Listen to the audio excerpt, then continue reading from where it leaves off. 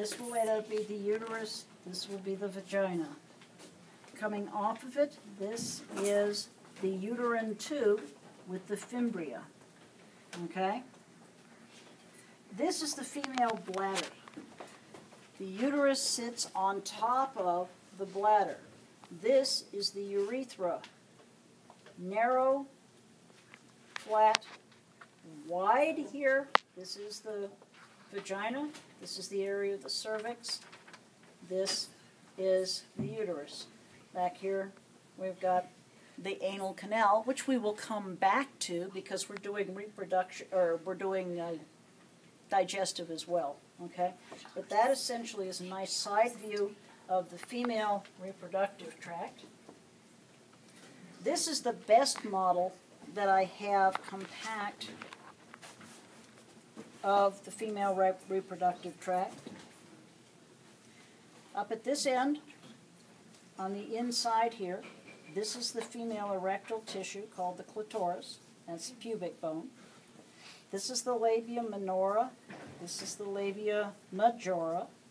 That, of course, is the urethra and the bladder.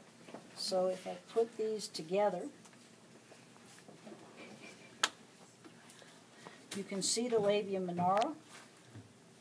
Essentially, that's the area where the bladder or the urethra is going to be, in that little area there. You can see the vaginal opening. Labia majora, or majus, here. Labia minora, and whatnot. Okay. Up here, this is the bladder. That is a ureter. This is the bladder. This is the uterus. It lies on top of the bladder, up against what's called here the broad ligament. Okay? Broad ligament going this way. Uterus, uterine tube coming into the top of the uterus.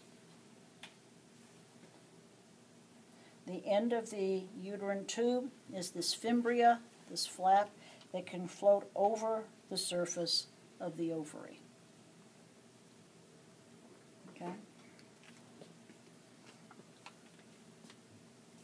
From the inside, there's not a lot more to see that I haven't just mentioned. This is the area of the cervix, and this is the inside cavity of the uterus. So that's model number 2 that we can look at here.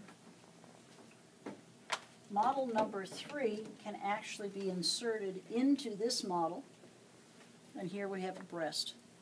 We'll come back and we'll talk about the breast tomorrow. Inside here, we're going to have lactiferous ducts surrounded by adipose tissue. This ring of tissue here is called the areola, and in the center of that is the nipple. When a baby suckles, he doesn't just get a hold of the nipple end. That would actually be rather painful.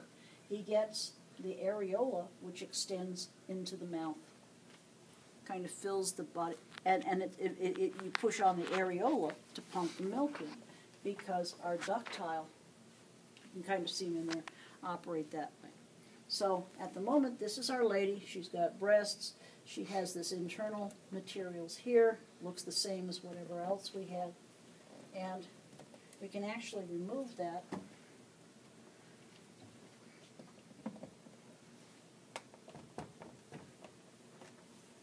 Oh, the heck, we'll leave that in place.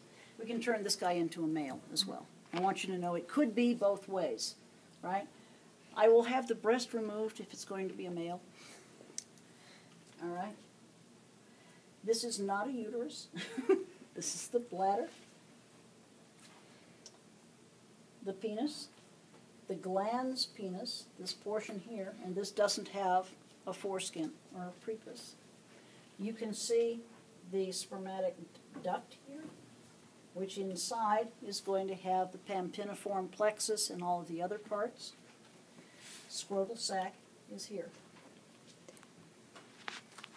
On the back here, we have the area that our seminal, or our ductus deferens comes up here, comes across here, connects here, and this is going to be the seminal vesicle, where the semen is going to come in, here.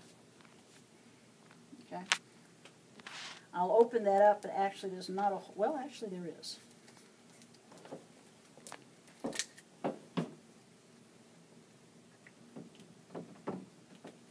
This is the one place where you can see the seminal vesicle and the prostate together. Prostate looks like this on the outside. Inside, you see the ejaculatory duct coming off of the seminal vesicle and the urethra.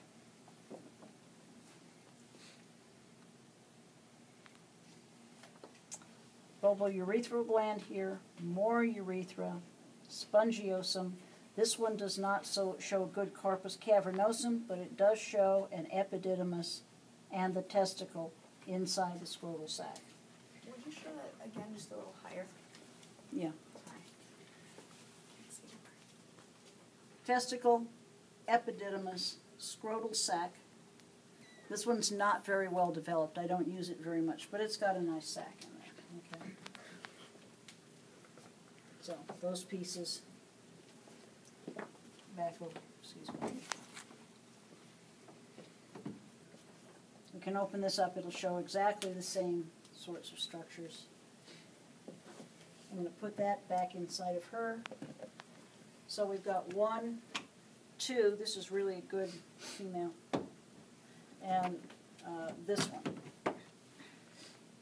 So let's move over here.